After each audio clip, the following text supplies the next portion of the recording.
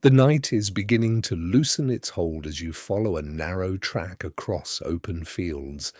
Above you, the last of the brighter stars still hold their place, though their light has softened.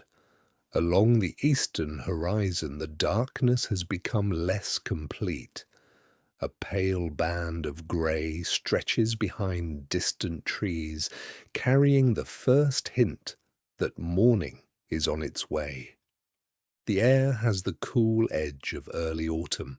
Each breath feels clean, touched with the scent of damp earth and fading leaves. There is no urgency in the landscape. The fields seem content to remain in darkness a little longer. Instead, everything changes so gradually that the passing of time is hard to mark. The track beneath your feet is uneven. Recent rain has left patches of soft mud where cart wheels have pressed deep grooves into the clay. Water still gathers in shallow hollows, reflecting the faint light of the sky with a dull silver sheen.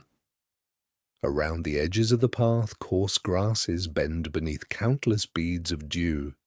Small webs, stretched between stalks during the night, have become delicate nets of moisture that catch what little light there is. Mist lies low across the fields. It gathers in hollows and drifts just above the ground, leaving only the higher hedgerows fully visible. Here and there, the tops of small trees emerge from the whiteness, while their trunks disappear completely below it. The land seems quieter beneath this thin blanket, as though every sound has been softened before it reaches your ears. Far ahead, almost hidden by the mist, stands the outline of a church tower. It rises above the lower roofs, dark against the brightening sky. At this distance, the stone shows no detail. The tower is simply a dark shape against the growing light. Around it, barely distinguishable, are lower roofs and the faint suggestion of clustered buildings gathered close together. For now, the bell is silent. The tower waits in the stillness, as it has through many nights before this one. The breeze is slight enough that it barely stirs the taller grasses. Across the fields come the scents of damp soil and wet straw, with the sweetness of fallen apples somewhere beneath an orchard tree. Beneath them is a trace of wood smoke, faint enough to come and go with the breeze. As you continue, the scent of smoke becomes clearer. Somewhere within the village, someone has risen before the sun. A small fire has been coaxed back to life from yesterday's embers. The smoke climbs into the cold morning before flattening beneath the lingering mist. It never rises high. Instead, it drifts sideways across rooftops that remain almost invisible from this distance. The sky brightens another shade.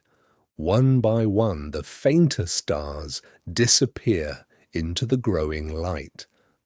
As they fade, the silence begins to fill with small sounds. At first, there is only the quiet rustle of dry leaves moving against one another. Then comes the call of a single bird from the hedge beside the track. Another answers from farther away. Soon, the fields are threaded with scattered notes, each one separate, none loud enough to disturb the peace. Robins begin before many others. Small finches shift within the hedgerows. Somewhere across the meadow, a blackbird produces a brief, thoughtful phrase before falling silent again. None of the birds seem hurried. Their calls gather as gradually as the light. You pass an old oak standing alone beside the track.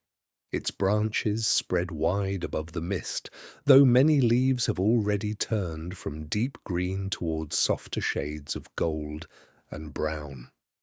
A few loosen themselves in the faint breeze and drift quietly to the ground below. Their landing makes almost no sound against the damp grass. Beyond the oak, the fields become more enclosed. Thick hedges divide strips of cultivated land from rough pasture. Some fields have already been harvested, leaving short stubble that glitters with moisture. Others remain green, catching the pale dawn in different ways. Every blade of grass holds its own droplet of water. Together they shimmer softly whenever the light finds them. Near the hedge, the stillness begins to stir. Several sheep are beginning to stir where they have rested close together through the night. One raises its head before lowering it again to graze. Another stretches stiffly before following. Their wool carries tiny beads of moisture that darken its surface. From somewhere among them comes the faint clink of a small bell, soon lost in the open air. Farther away, cattle stand near a wooden enclosure. They breathe clouds of white into the cold morning. One swings its tail lazily, while another shifts its weight. The soft sound of hooves pressing into wet ground barely reaching you. Only the distant birds break the stillness. The village itself remains still. The roofs become clearer as the mist slowly thins. Most are covered with thatch that appears almost silver beneath the dew. A few timber frames begin to emerge between trees whose leaves are already showing the season's change. The church tower now stands more distinctly above them all, though the village beneath remains wrapped in shadow. The muddy track narrows as it approaches the first boundary fences. Hazel stakes woven with branches mark small enclosures where vegetables have grown through the warmer months. Empty bean poles lean at gentle angles. Bundles of firewood have been stacked neatly beneath simple coverings to keep away the worst of the rain. Each object appears to have found a useful place. Closer to the village, the smell of smoke becomes richer. It carries the scent of oak and ash mixed with the unmistakable warmth of a hearth beginning another day. Somewhere nearby, dry kindling crackles before stronger logs catch. The walls soften the sound, though the smoke reveals the fire within. The eastern sky has become pale enough to reveal more colour in the world around you. Browns deepen, greens return. The mist loses some of its whiteness and begins to dissolve into the fields from which it came. A small flock of sparrows lifts from the eaves of a barn, circles once above the yard, and settles on a nearby hedge. Their wings produce a brief whisper against the morning air. The village is no longer asleep. It has simply not fully awakened. You come to the first cottage standing beside the track. Its timber walls are dark with age, its thatched roof heavy with dew. Thin smoke finds its way through the roof above the hearth. Behind the shuttered window there is no light yet, only the faintest suggestion of movement within, as someone begins the quiet work of greeting another autumn morning. Morning arrives without a clear dividing moment. There is no single moment when the village wakes, only a gradual gathering of small movements that spread from one cottage to the next. The pale light that had lingered beyond the fields now reaches the edges of the buildings, softening their outlines and revealing the colours hidden beneath the night. The first cottage stands quietly beside the muddy track. Its walls are made from a frame of weathered timber, filled with pale wattle and daub, marked here and there by years of careful repair. The thick thatch above still glistens with dew, though the upper strands are already beginning to dry where the earliest sunlight touches them. Tiny drops fall one by one from the eaves into the earth below. Smoke continues to curl upward from the hearth within. In a cottage without a chimney, it finds its way through the roof and any openings near the hearth before drifting into the cool air. The smell settles over the village, carrying the familiar scent of seasoned wood slowly catching flame. Inside, the first daylight reaches the room. The morning fire begins with warmth saved from the night before. Before sleep, someone may have banked the embers beneath ash, preserving enough heat to help kindle the fire again. Now, those hidden embers are uncovered again, a handful of dry twigs gathered weeks before and kept beneath shelter crackle softly as they take the heat. Slightly thicker sticks follow, then small pieces of split wood. The fire grows rather than suddenly, filling the cottage with a low orange glow that reaches into corners still untouched by daylight. Elsewhere in the village, similar preparations are underway. One hearth after another comes back to life. Smoke rises from scattered roofs, some stronger than others depending upon the dryness of the wood or the size of the morning fire. Seen from above, the village would seem to breathe slowly into the cool autumn air. The light outside strengthens enough to pass through small openings left by wooden shutters. Narrow beams stretch across packed earth floors, touching simple stools, woven baskets, rough benches and sleeping places arranged along the walls. Dust stirred by yesterday's work hangs almost motionless within those shafts of light before disappearing again into shadow. At one cottage a household begins to stir. This is Alice's home, and for a while you follow the morning with her. Alice has lived here for several years and has managed the small holding since her husband died. A widow might continue to manage land and household work, although the details would depend on custom, tenure, family, and circumstance. Here, Alice's life is treated as part of the village's ordinary pattern. There is water to fetch, fuel to mind, and food to prepare. The household continues because it must. The cottage is modest, but carefully kept. The floor has been swept clear of loose straw left from yesterday's work. Clay cooking pots rest close to the hearth, where the warmth keeps them dry. A few wooden bowls sit neatly upon a narrow shelf. Hooks fixed into heavy roof beams support bunches of herbs gathered through the summer, now hanging upside down to dry in the lingering warmth above the fire. Their scents mingle with wood smoke in quiet balance. Near the doorway stands a broad bucket partly filled with water, collected the previous day. In this household, fresh water is fetched early, before the day grows busier. The surface reflects the growing light that enters through the doorway as it is opened for the first time. Cold morning air slips gently inside.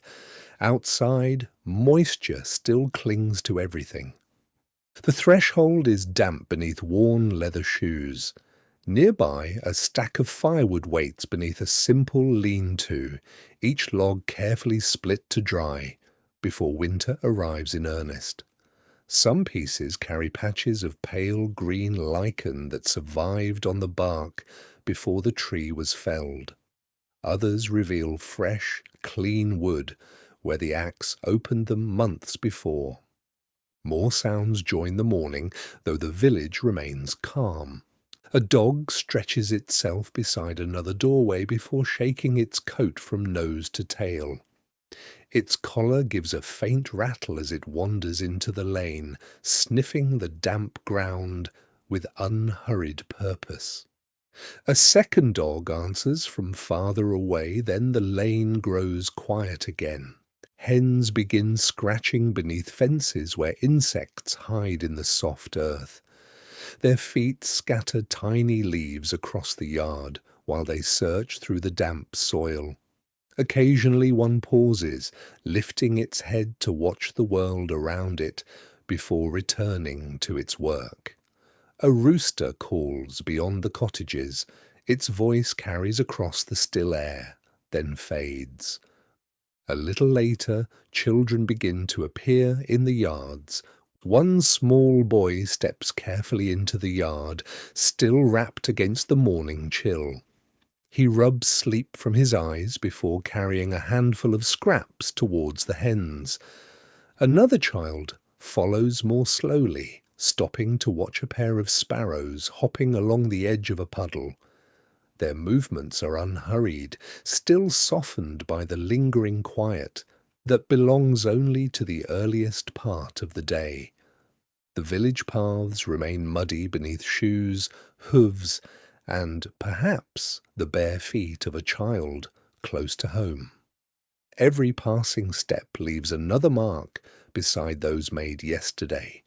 Cart ruts have collected clear rainwater that mirrors the brightening sky. Fallen leaves float upon their surface, turning gently whenever a faint breeze crosses the lane. Soon, the smell of baking joins the smoke.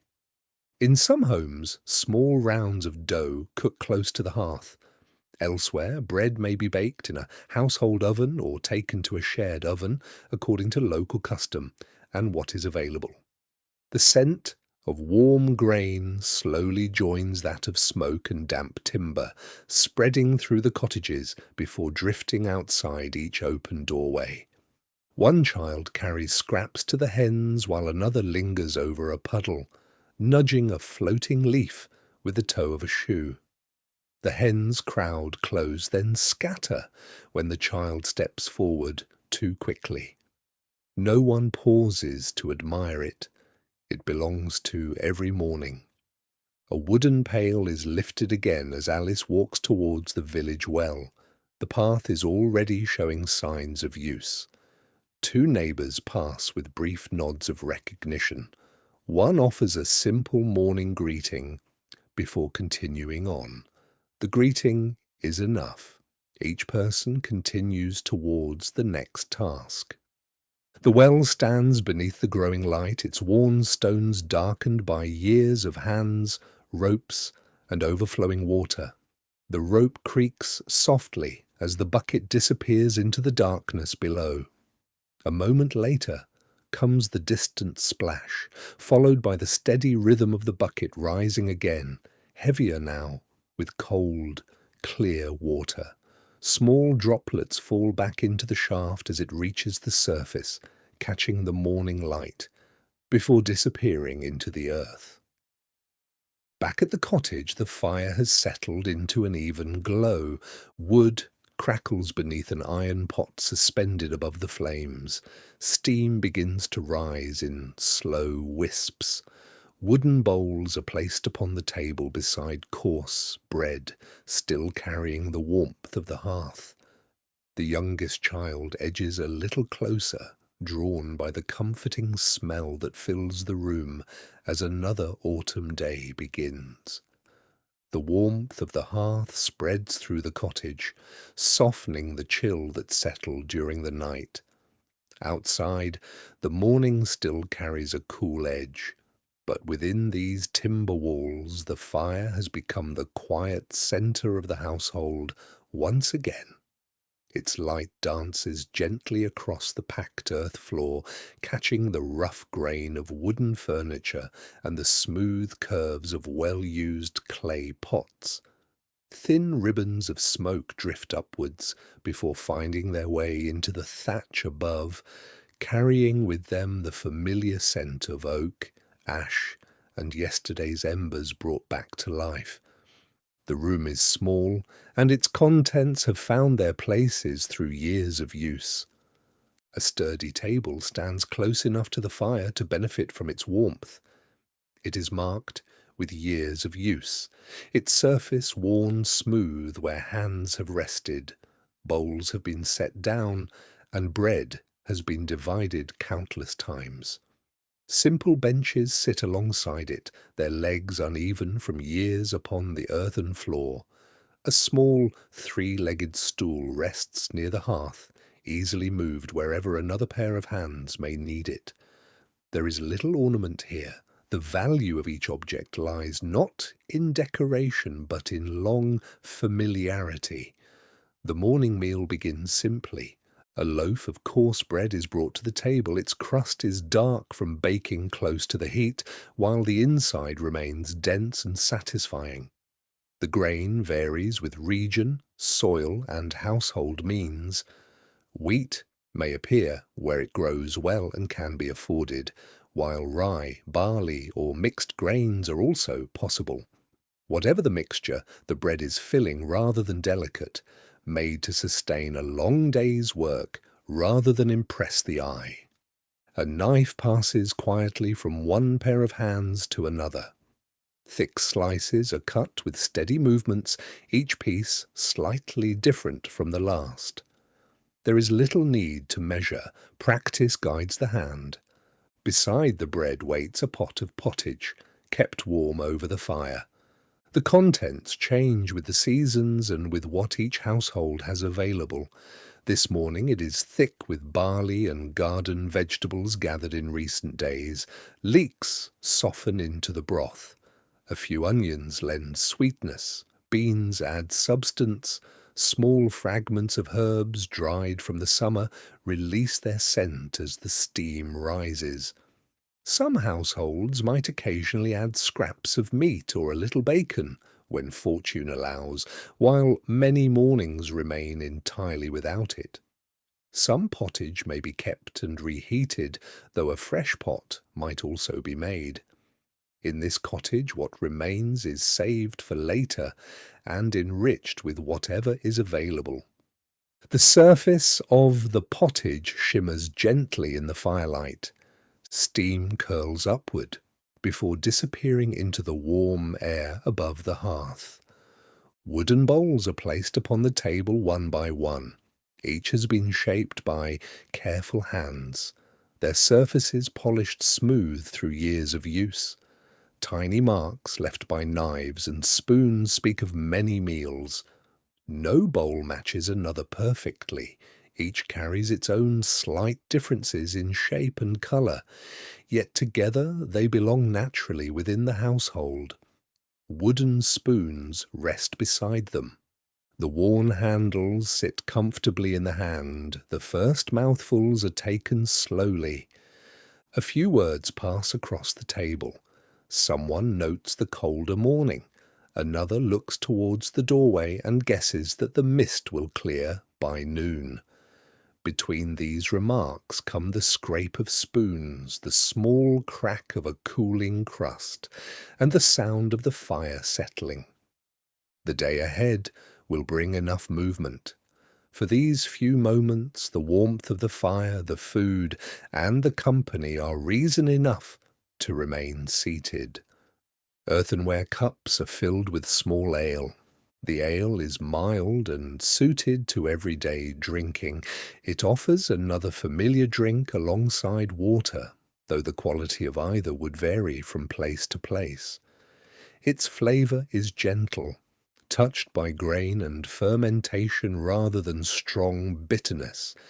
It is sipped without comment, as ordinary as the bread beside it, and as familiar as the fire itself. Outside, the village continues its gradual awakening. The sounds drift faintly through the open doorway. A hen clucks somewhere close to the wall before scratching beneath a hedge. A dog pads along the muddy lane, stopping briefly to investigate a familiar scent before wandering onward. From farther away comes the low call of cattle waiting within their enclosure. A horse stamps once upon damp ground, followed by the soft jingle of harness buckles being lifted from their peg. These sounds do not interrupt the meal. They simply become part of it. Morning light now reaches farther into the cottage than before. The orange glow of the fire no longer stands alone, pale sunlight slips through the doorway and narrow window opening, brightening the timber beams overhead and revealing the fine texture of woven baskets hanging against the wall. Dust motes drift almost lazily through the still air, visible only where the light catches them, before they disappear again. Alice sits quietly among the household, eating at an easy pace. The rhythm of the morning is well established. There is little need for instruction because each person already knows the tasks waiting beyond the door. Such routines have been learned over many seasons, changing with harvests, weather, and circumstance, yet always returning to the same dependable order. Fuel must be gathered, water carried, animals tended, and clothing mended. Each task leads naturally to the next. Countless small duties weave themselves together until they become almost inseparable from the passing of each day. A few quiet words are exchanged. Someone remarks that the morning feels colder than yesterday. Another wonders whether the mist will clear before midday.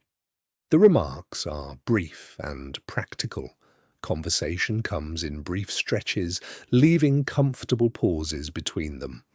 Silence settles between sentences, broken only by the gentle scrape of a spoon against wood or the occasional crackle from the fire. The warmth encourages stillness. Hands remain wrapped around cups for a moment longer before setting them aside. The fire throws shifting patterns across the walls, each flicker changing the shape of shadows that have filled this room through many mornings before this one. Outside, the light grows steadily stronger, and with it, the sense that the day's work is waiting. The last pieces of bread are divided, bowls are gradually emptied. A little pottage remains in the pot above the hearth, ready to be warmed again later. Anything that can serve another meal is kept. One by one, benches scrape across the floor as people begin to rise.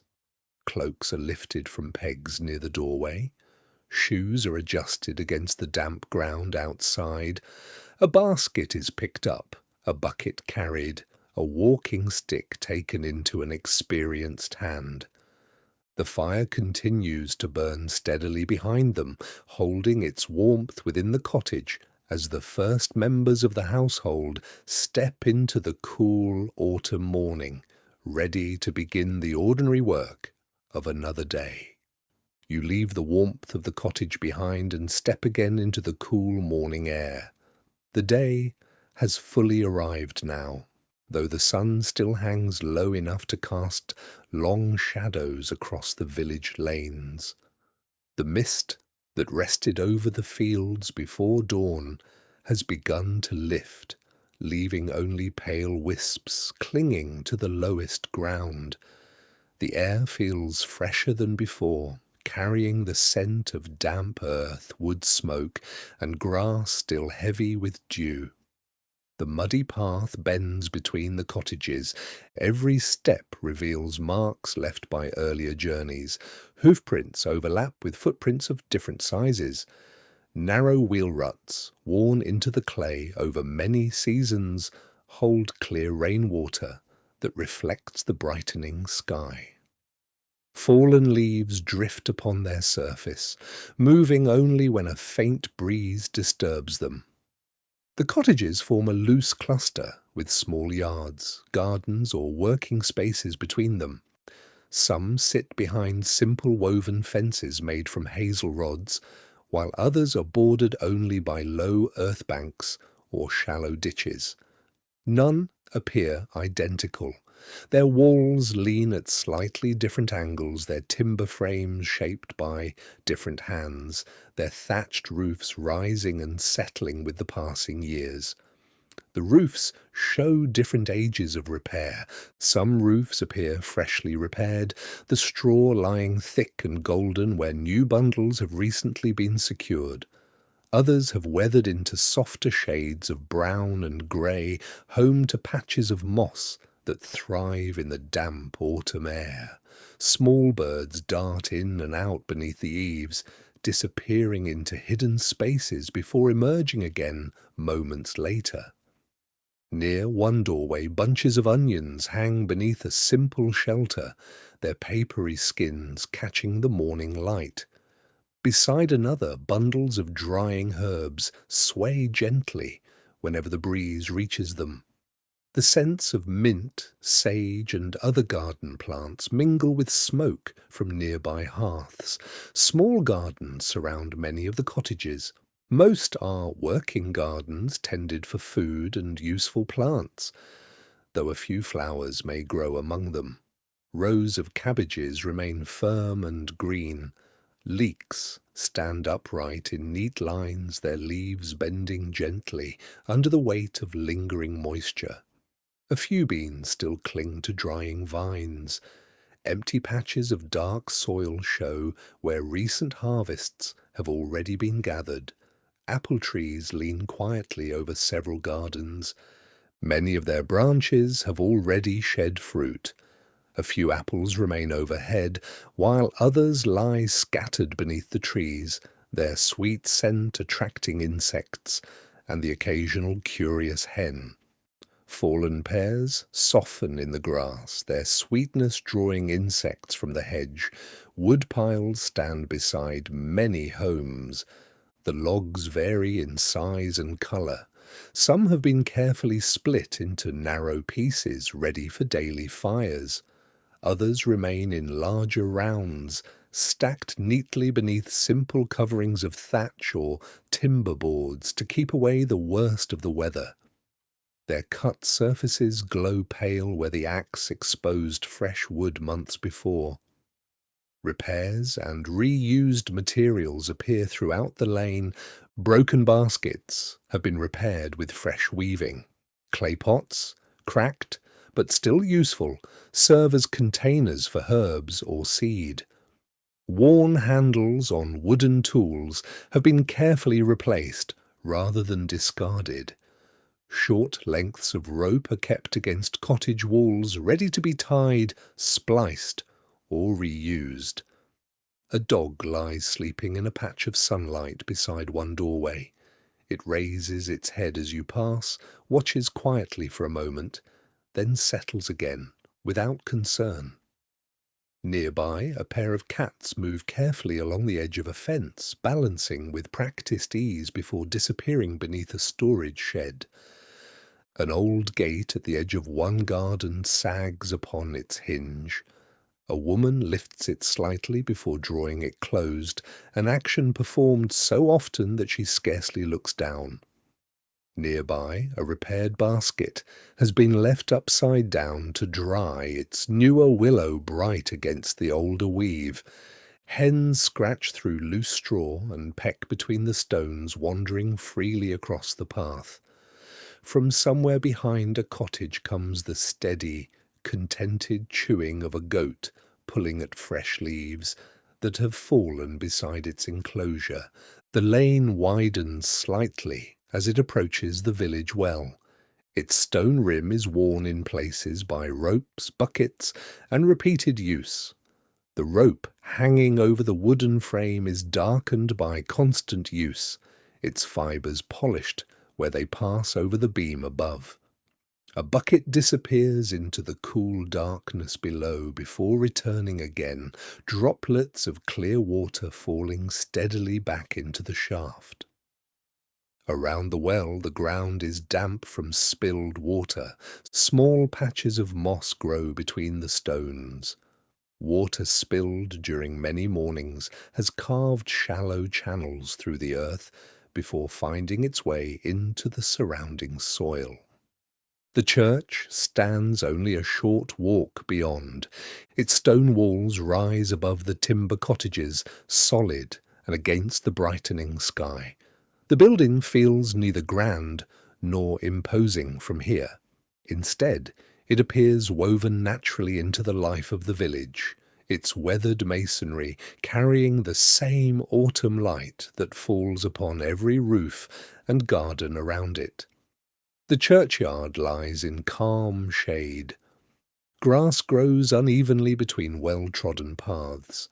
A few yew trees cast broad patches of shade, their dark branches almost unchanged by the season, while other trees nearby surrender leaves to the gentle breeze. Small birds perch upon the stone walls before lifting suddenly into the air, only to settle again a few moments later. The bell remains silent. The quiet remains undisturbed except for distant bird song and the occasional tapping of someone working with wood somewhere beyond the cottages.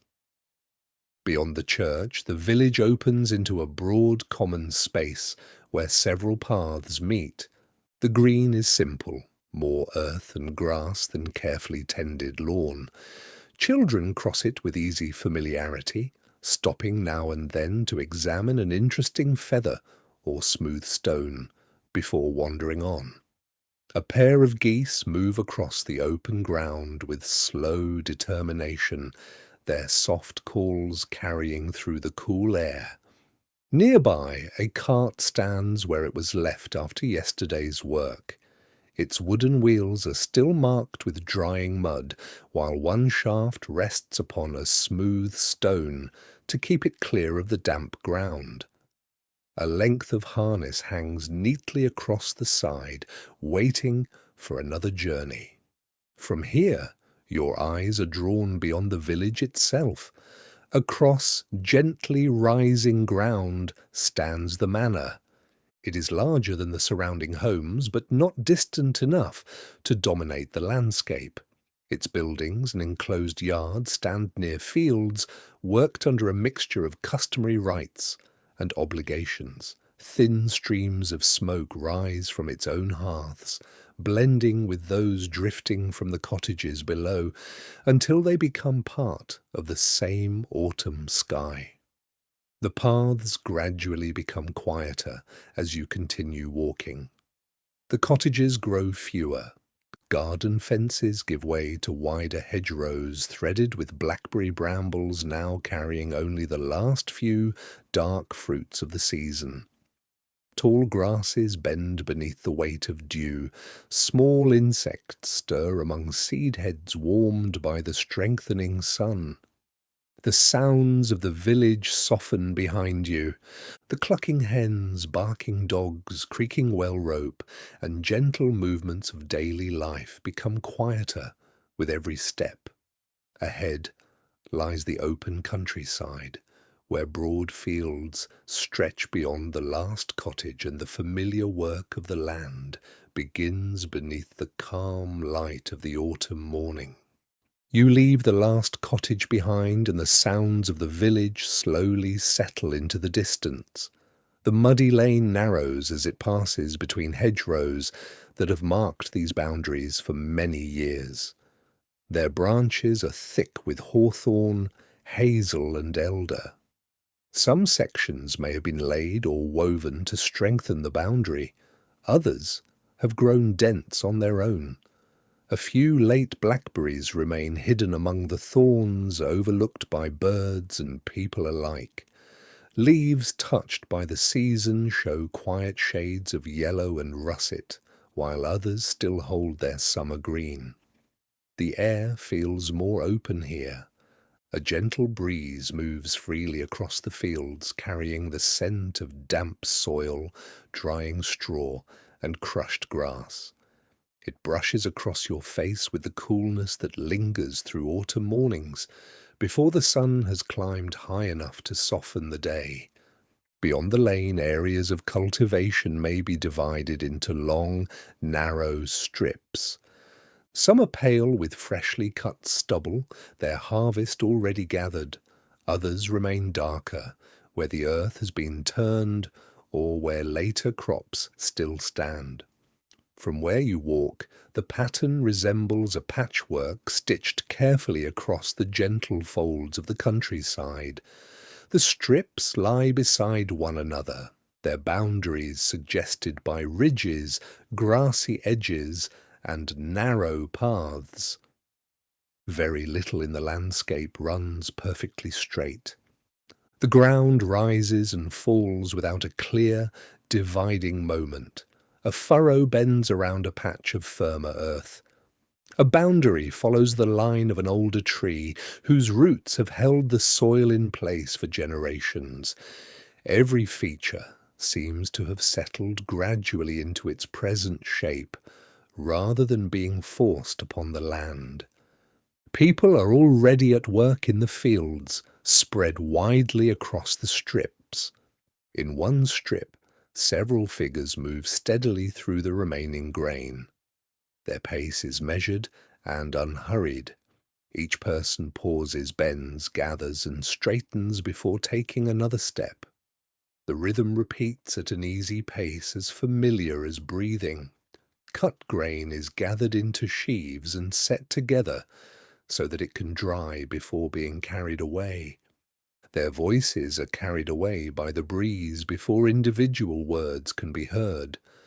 Instead, they become part of the landscape itself, joining the rustle of straw and the quiet movement of the wind. Nearby, a pair of oxen wait at the edge of another field. Their broad shoulders rise and fall with slow, even breaths.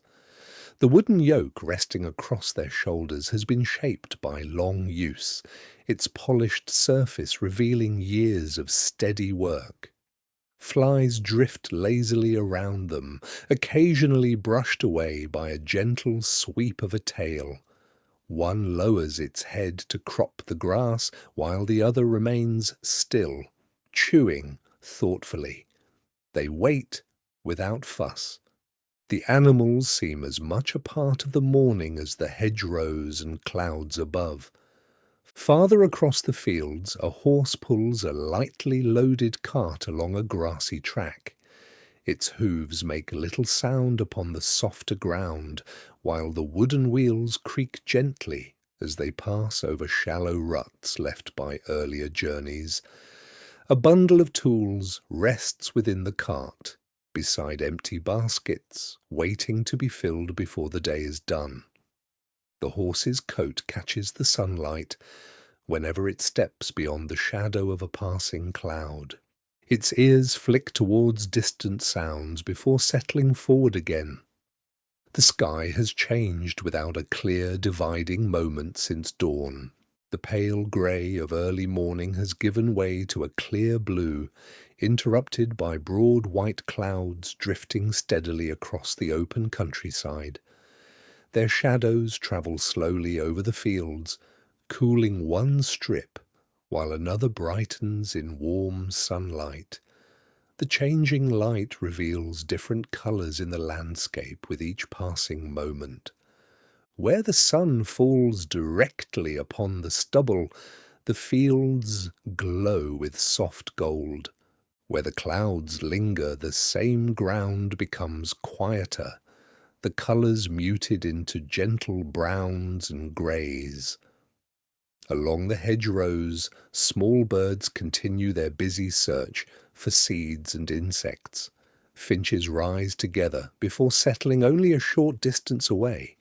A robin appears briefly upon a weathered fence post, watching the ground below before dropping into the grass. Higher overhead, two ravens circle upon the moving air. They scarcely move their wings, allowing the breeze to carry them above the fields. Occasionally, one gives a deep call that echoes faintly across the open land before fading into the distance. They drift together for a while before separating, each following invisible currents that lift them effortlessly above the countryside. Near a shallow pond, a small gathering of geese pick steadily through the grass. Their pale feathers catch the midday light. Every so often one lifts its head to watch the surroundings before returning to feed. The murmur of their calls blends with a whisper of reeds moving at the water's edge. Dragonflies skim low above the still surface. The pond reflects drifting clouds so clearly that the sky seems to continue beneath the earth. An old apple tree stands beside a narrow track where it meets the edge of a pasture. Its branches bend under the weight of fruit not yet gathered. Some apples remain firm upon the tree, while many others lie scattered beneath, their skins marked by birds or softened by the damp ground. A few wasps move among the fallen fruit, drawn to the sweetness where the skin has broken.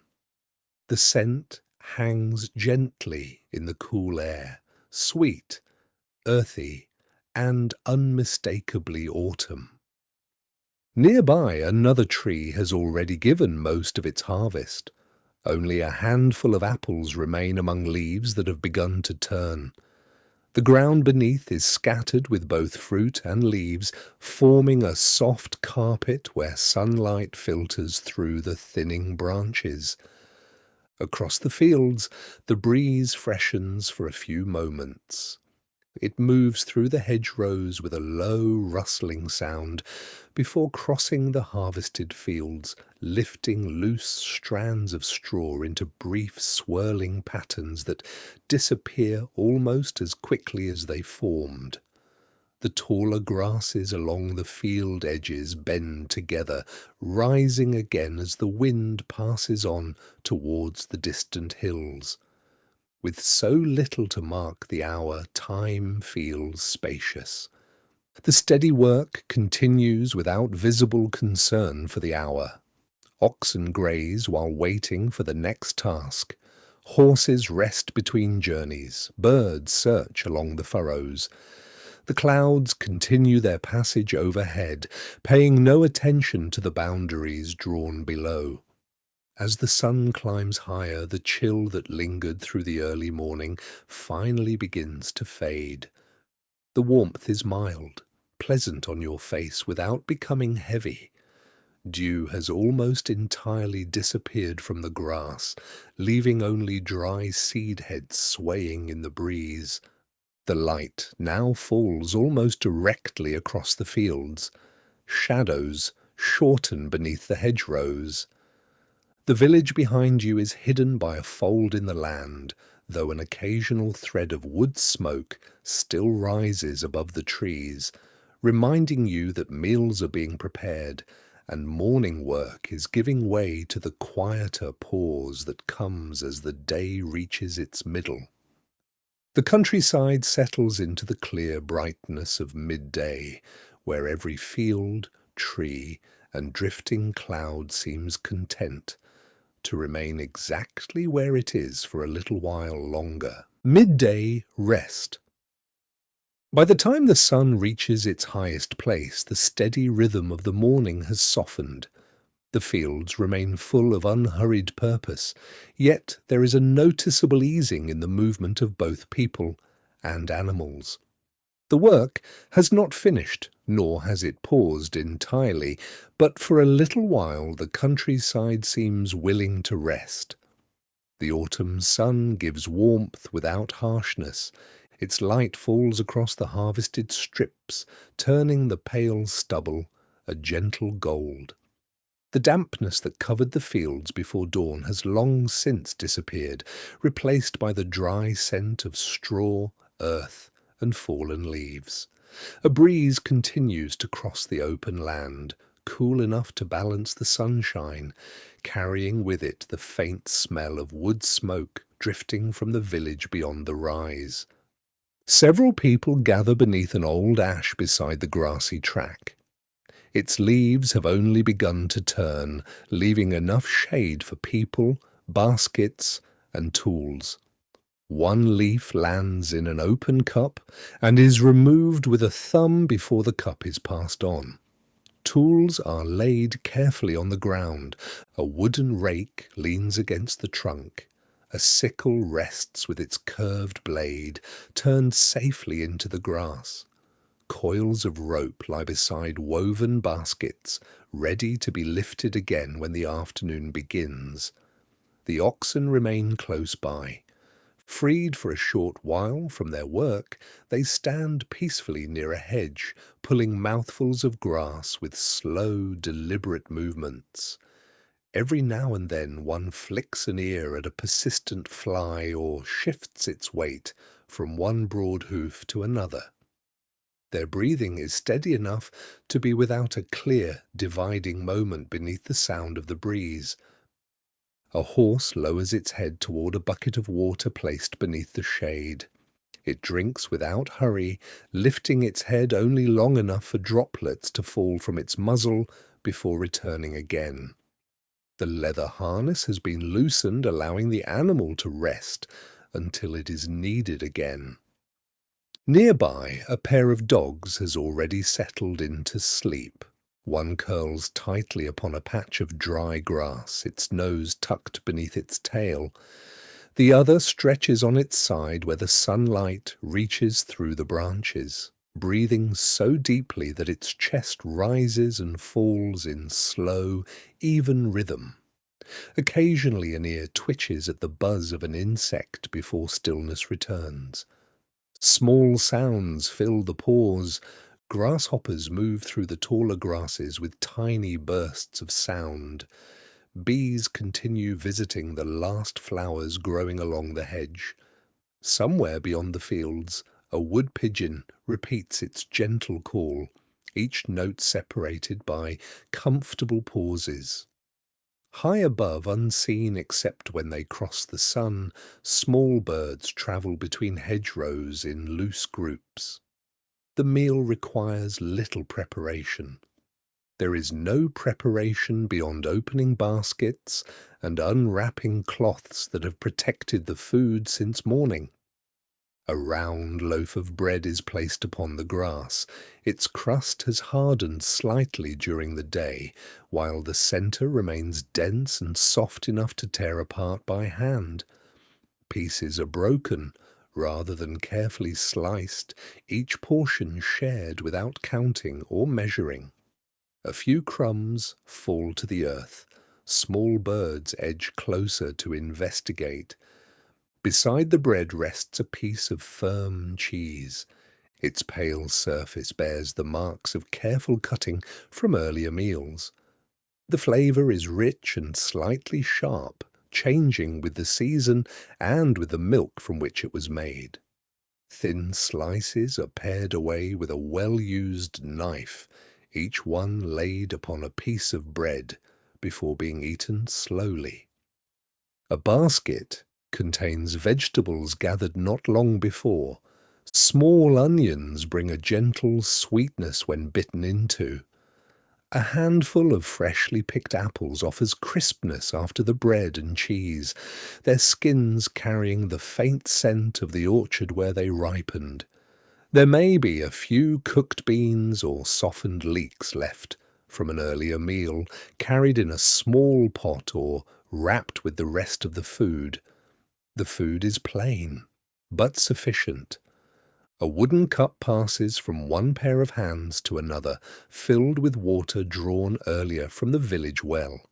It is cool despite the warmth of the day. Another cup contains small ale, mild in flavour and familiar from many meals. Both are drunk slowly, with long pauses between each sip. The meal is unhurried. The work waiting in the fields will still be there when the baskets are empty. Conversation comes and goes in low voices. Someone remarks that the apples seem plentiful this year. Another observes that the breeze has turned slightly cooler than it was only a few days ago. There is quiet agreement that more leaves are beginning to fall. The words fade into the sounds of the field. Silence returns naturally between them, not because there is nothing to say, but because there is no need to fill every moment. The sounds of chewing, the movement of the wind through the hedgerow, and the occasional call of a bird seem entirely sufficient. The sunlight shifts slowly across the grass. Shadows cast by the ash tree shorten almost too gradually to notice. A single cloud passes before the sun, softening the light for a few moments before moving onward across the open countryside. The warmth fades briefly, then returns, just as gently. Small details hold your attention. A ladybird crosses the handle of a rake, an ant disappears beneath a leaf carrying a pale husk. Between two dry stems, a thread of spider silk catches the sun. One of the dogs wakes long enough to snap lazily at a fly, misses, and settles again. The breeze stirs the long grasses into quiet waves that travel across the field before fading into stillness again.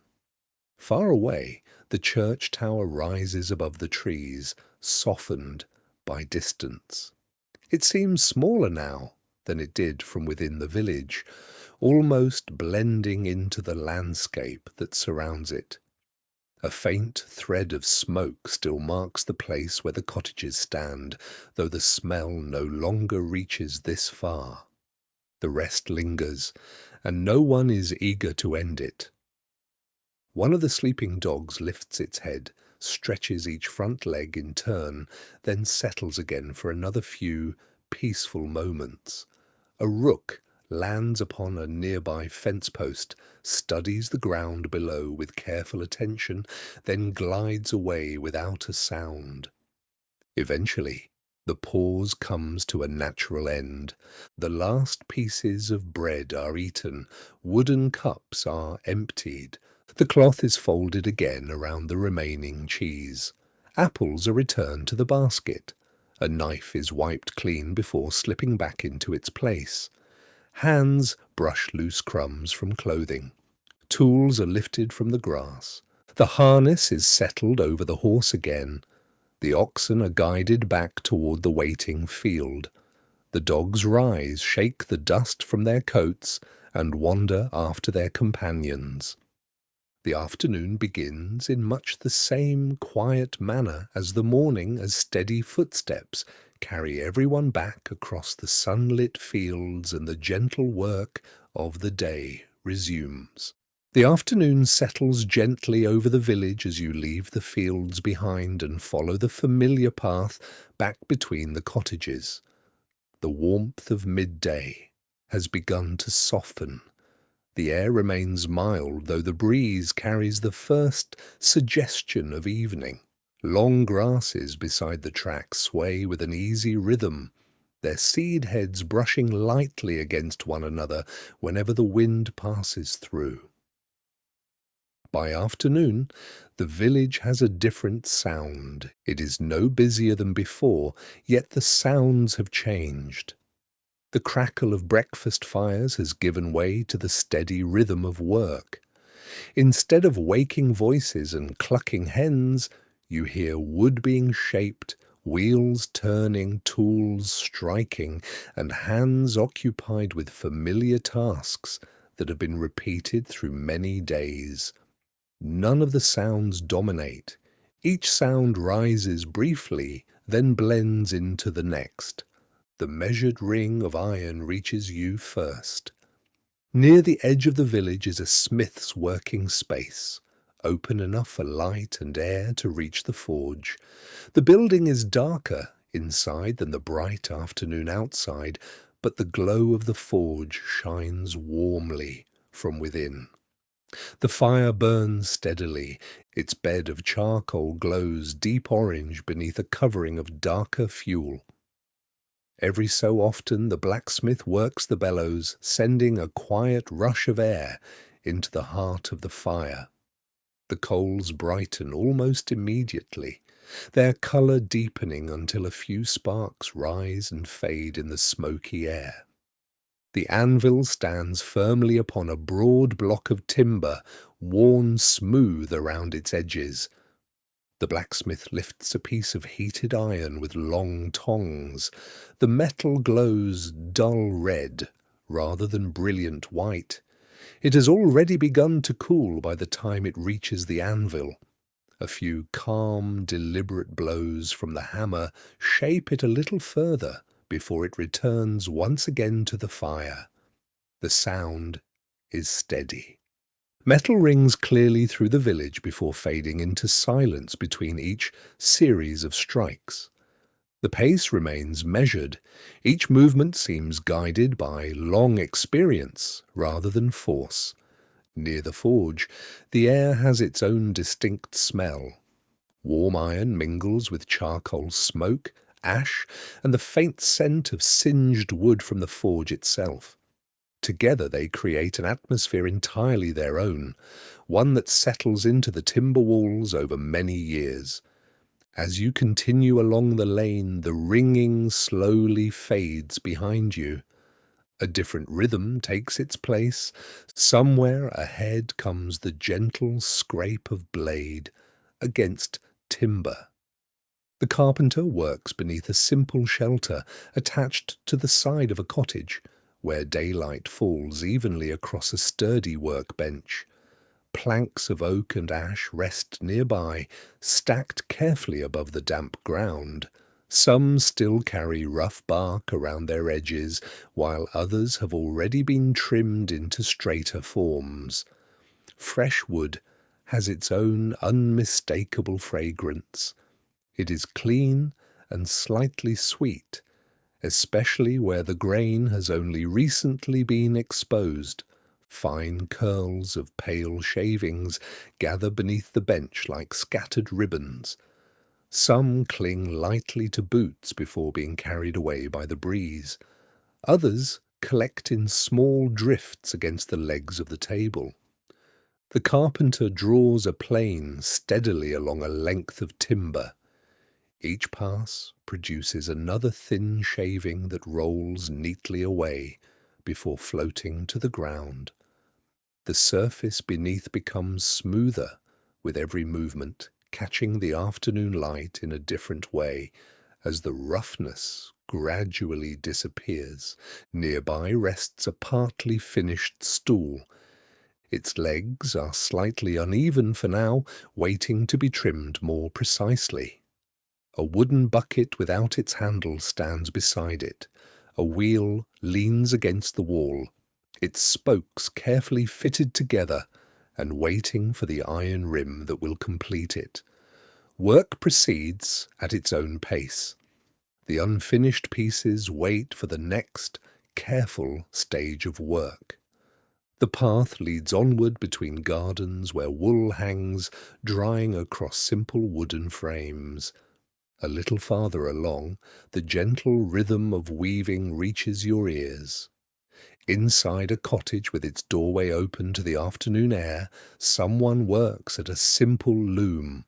Light enters from the doorway, falling across stretched threads that run in careful parallel lines from top to bottom. The movement is almost hypnotic. Hands guide the thread across the warp and draw it into place. The loom answers with a muted wooden tap. The motion repeats, and the cloth lengthens a little at a time. Alice passes the workshop carrying an empty basket, now freed of what she brought out that morning. She pauses to exchange a word with the carpenter, then tests the loose handle of the basket with her thumb before continuing towards home. Loose fibres drift lazily through the air whenever the breeze enters the doorway. Outside again, the lane bends towards another small workshop. Here the scent changes again. The smell of damp clay rises from shelves lined with bowls, jars, and cooking pots left to dry before firing. Some are no larger than a person's hands, while others would hold enough grain or water for an entire household. A potter turns a simple wheel slowly. Its motion is smooth and unbroken. Clay-covered hands shape a fresh lump at the centre. The wet earth yields almost willingly beneath careful fingers. Walls grow thinner. A wide bowl gradually takes shape, its rim becoming straighter with each quiet turn. Water glistens upon the clay. Tiny droplets gather on the potter's hands before falling silently back onto the wheel. Finished pots stand nearby, their surfaces still carrying faint impressions left by fingertips. None are perfectly identical. Each bears small signs of the hands that formed it, making every vessel distinctly its own. Beyond the cottages, the sound of moving water begins to accompany the breeze. It grows stronger as you approach the village mill. The stream flows steadily beneath the wooden structure, its clear water slipping around smooth stones before disappearing beneath the great wheel fixed against the side of the building. The wheel turns without pause, the stream presses against the paddles and carries the wheel through one steady turn after another. Timber creaks softly where wood meets wood, though everything seems well settled into its task. Inside, millstones turn with steady regularity. Their deep, steady rumble fills the cool interior without ever becoming harsh. A pale dust of flour settles on beams, sacks, and clothing. The air carries the warm scent of freshly ground grain. It lingers quietly around the doorway before drifting out across the lane. A pair of sparrows hops confidently across scattered grains that have escaped onto the ground. They peck for a moment before lifting together into the hedgerow when someone passes nearby. The afternoon continues its course. The sun has begun to move lower, though there is still ample light. Shadows from the cottages stretch farther across the muddy paths than they did only an hour before. Smoke rising from a few hearths no longer climbs straight into the sky, but bends gently with the changing breeze. The sounds of work remain, though they seem softer now. The hammer falls a little less often. The plane rests briefly upon the carpenter's bench. The loom grows quiet between careful rows of weaving. The mill wheel keeps turning beside the murmur of the stream. Above the village, the light has taken on the warm colour that belongs only to late afternoon, touching timber, stone, thatch and leaf, with a gentle glow as another day moves gradually towards its evening. The afternoon gives way to evening so gradually that the change is hard to mark at first. The golden light becomes softer with every passing moment, settling gently across the village roofs and the surrounding fields. The brightness that filled the open countryside only an hour ago now lingers in the upper branches of trees and along the highest ridges of thatch before slipping quietly toward the horizon. The air has begun to cool, not with the sharp chill that greeted the hours before dawn, but with the pleasant freshness that follows a mild autumn day. The breeze carries the scent of drying leaves, damp earth, and distant smoke, blending them into something that belongs only to this season. The paths leading back from the fields grow steadily busier. People return in small groups, unhurried, their footsteps softened by the familiar mud beneath them. Baskets are lighter now, tools rest across shoulders, and cloaks are gathered a little closer as the warmth of the sun fades. Conversation is sparse. After a day of work, silence feels natural. No signal marks the return from the fields. People simply re-enter the lanes and yards.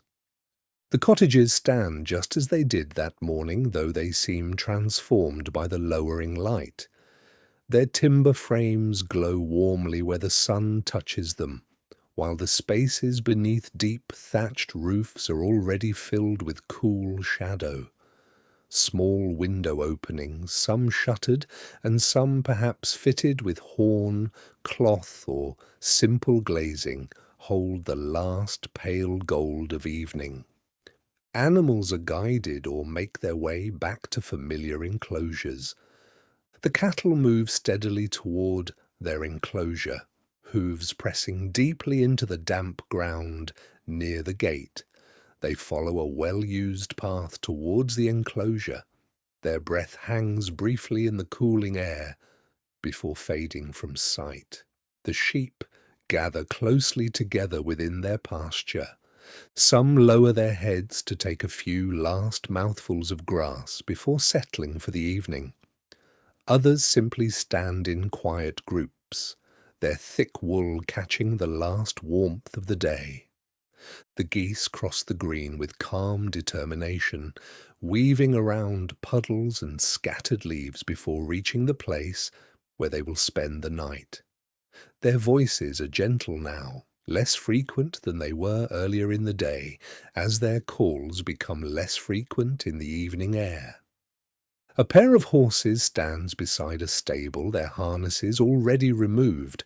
One shakes its mane before lowering its head toward a bundle of hay. The other leans quietly against the wooden rail, its ears turning lazily toward the sounds drifting through the village. Dogs wander after familiar footsteps. One pauses beside the well to drink from a shallow puddle before trotting toward a cottage where the doorway has been left open. Another circles twice upon a patch of dry straw before lying down with a contented sigh.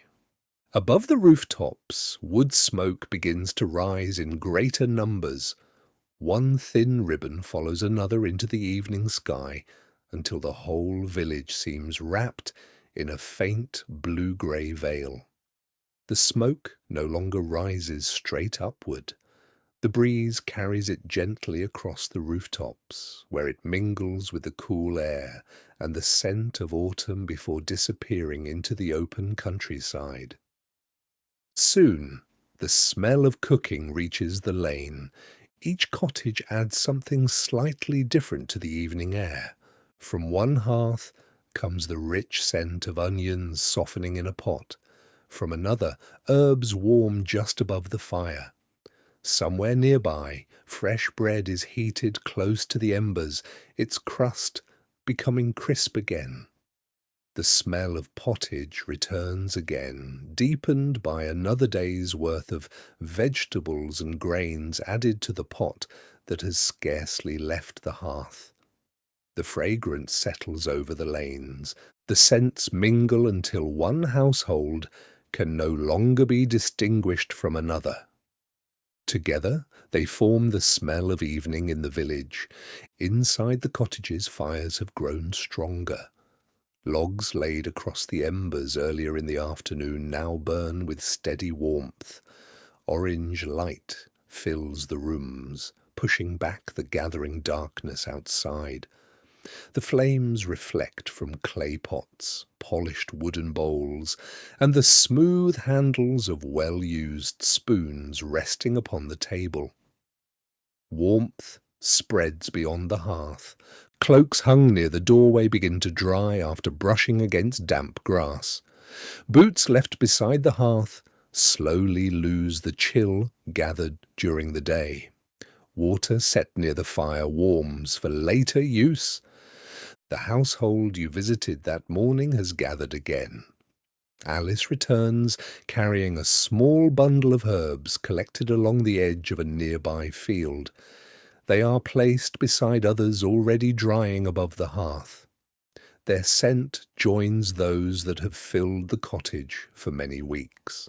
Supper begins with the same lack of ceremony as breakfast. Wooden bowls are arranged upon the table. The pottage has thickened since it was last warmed and is brought back to a gentle simmer over the fire. Pieces of leek, onion, beans, and barley rest beneath the surface, each spoonful carrying the warmth of the hearth itself. A little bread is shared alongside it, its coarse texture softened where it is dipped into the steaming broth. A small piece of cheese is divided carefully. An apple gathered earlier in the day is cut into several portions. The meal is plain. It is simple, warm, and satisfying. The household gathers around the fire. Its steady glow draws every face toward the center of the room, softening sharp edges and filling the cottage with quiet light that shifts gently whenever a log settles deeper into the embers. Shadows move lazily across the walls, rising and falling with the dancing flames. Outside, the golden light continues to fade. The lane beyond the doorway grows quieter. A child pauses beside a puddle, watching leaves drift slowly across its surface before being called gently indoors. Another carries an armful of kindling almost as large as themselves, dropping it carefully beside the hearth with visible satisfaction. The last working sounds fade. In their place come quieter voices, the occasional bark of a distant dog, the soft clucking of hens settling onto their perches, and the steady chirping of crickets beginning their evening song from the long grass beyond the gardens. Conversation comes and goes over the meal. Someone remarks that the breeze has turned cooler again. Another wonders whether the weather will stay dry tomorrow. The words are brief. The thought passes without a long discussion. Comfortable silence returns between them, filled naturally by the crackle of burning wood and the gentle scrape of wooden spoons against well-used bowls. Beyond the cottages, smoke continues to drift across the village. The church tower stands dark against a sky now painted with soft amber, fading slowly into pale blue. A few high clouds catch the last sunlight before their colour gradually dissolves into evening grey. The first stars have not yet appeared. There is still enough light to see the outlines of trees, fences, and distant hedgerows, though every colour has become quieter than it was before. Supper ends without ceremony, as the bowls are emptied. Breadcrumbs are brushed carefully together. What remains of the pottage is covered and kept for later, if it can be used again. Wooden cups are set aside. Benches shift softly across the earthen floor as people rise at an easy pace. The hearth continues to warm the cottage, holding the quiet comfort of a day completed as supper gives way to the stillness of the autumn evening. The last daylight slips beyond the western fields, leaving the village wrapped in the gentle blue of early evening.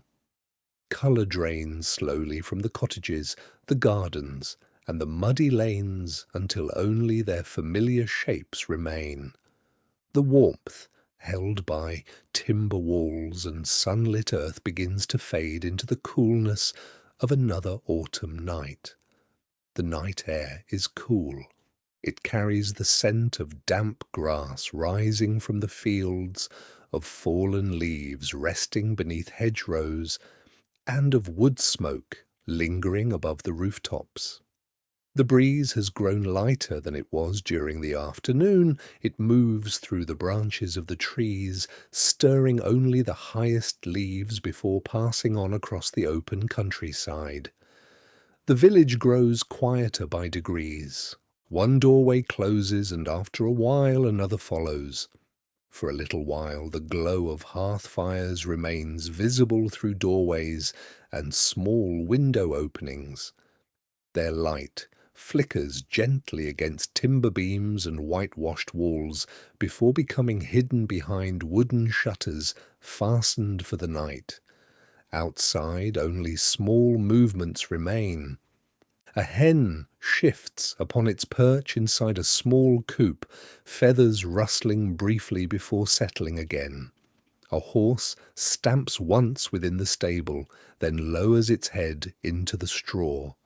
The cattle stand close together beyond the village, their broad shapes barely visible against the darkening pasture. Occasionally one lifts its head, breath drifting pale into the cooling air, before disappearing. The sheep have gathered close together. From a distance they resemble pale stones scattered across the hillside beneath the fading sky. Their quiet stillness blends so completely with the landscape that only the slightest movement reveals they are living creatures resting through the night. The geese have tucked their heads beneath their wings. The dogs, so curious throughout the day, now sleep near familiar doorways or beside the fading warmth of the hearth. One dreams quietly, its paws moving almost imperceptibly before becoming still again. The work of the village is over, and the village rests. Inside the cottages, the evening fires have settled into glowing embers. The bright flames that warmed the evening meal have given way to a steady red glow beneath a covering of soft, grey ash. Every so often a small piece of wood shifts as it settles deeper into the hearth. A few tiny sparks rise and fade. A little warmth remains. It gathers close to the fire, spreading through each room and lingering within the thick thatch and sturdy timber, long after the flames themselves have quietened. Clay pots stand where they were left after supper. Wooden bowls have been wiped or rinsed and returned to their places. Benches return to their places against the walls. Cloaks hang drying near the remaining warmth, ready for another cool morning. The room still feels inhabited, though everything has been set in place for morning. Inside the cottages, the silence is not complete. The timbers answer the changing temperature with the occasional quiet creak. The fire sighs softly as another ember collapses into glowing ash. Somewhere overhead comes the faint movement of a mouse beneath the thatch. A moment later, it is still again. Beyond the cottages, the night deepens. The moon rises above the eastern horizon, spreading pale light across the fields. It catches the church tower first, washing its weathered stone in silver before reaching the thatched roofs below. The muddy lanes reflect faint ribbons of moonlight, where puddles remain undisturbed from recent rain. The village well stands beneath the open sky. Its worn stones appear almost white beneath the moon, while the dark water far below reflects a single pale circle whenever the surface grows perfectly still. A colder breeze moves in from the fields. It is cooler now than at any time since dawn. It slips through the hedgerows with a rustle, brushes across the harvested fields, and carries the faint scent of damp soil toward the sleeping village. Loose leaves tumble lazily along the paths before collecting against fences and cottage walls. One leaf catches briefly upon a gate before the wind frees it again, sending it quietly onward into the darkness. Above, the stars begin to appear. First comes one bright point above the western trees, then another. Soon the sky fills with familiar lights, scattered across the great darkness overhead. They seem brighter now that every hearth has been shuttered and every lantern extinguished. Their reflections shimmer faintly upon the still surface of ponds beyond the village and upon water gathered within the deep wheel ruts of the lanes. Moonlight blurs the sharper edges of the village. The gardens lose their neat rows beneath silver shadows. Apple trees become graceful outlines against the sky, their remaining fruit hidden among dark branches. The hedgerows form quiet ribbons stretching across the fields, marking boundaries that have become almost invisible beneath the night. An owl calls from the edge of the woodland, and its voice carries clearly through the cool air before fading into silence. A little later, Another answers from farther away, the sound drifting across the open fields with unhurried calm. Between those calls, only the whisper of the breeze and the steady chorus of insects remain. The church stands beneath the stars. Its tower rises beneath the stars exactly as it did before dawn, watching over the cottages gathered below. No bell disturbs the night. The building seems content simply to share the quiet with everything around it. Far beyond the village, unseen streams continue their gentle journey through the countryside. Water slips over stones just as it has throughout the day. The mill wheel has fallen still for the night, yet the current beneath it never pauses, flowing onward beneath the moon without concern for daylight or darkness. Within the cottages, the rhythm of breathing marks the passing time. The embers continue their slow fading. The warmth lingers. Outside, the earth releases the last of the day's stored heat into the cool autumn air. Dew begins to gather again upon grass, leaves, fences, and thatched roofs. Tiny droplets form so gradually that they seem to appear from nowhere, preparing the village for another quiet morning. The stars seem to move slowly across the night. The moon crosses the sky. The day has made no claim to importance. It has been shaped by familiar work, shared meals, changing light, gentle weather, and the countless small routines that quietly bind one ordinary day to the next. In their simplicity, they have become enough. As the embers fade to their final glow and the village settles fully into sleep, the fields rest beneath the stars, the cottages hold their gentle warmth, and the cool autumn night keeps watch until the eastern sky begins, without a clear dividing moment to pale once again, and another day finds its beginning in much the same quiet way.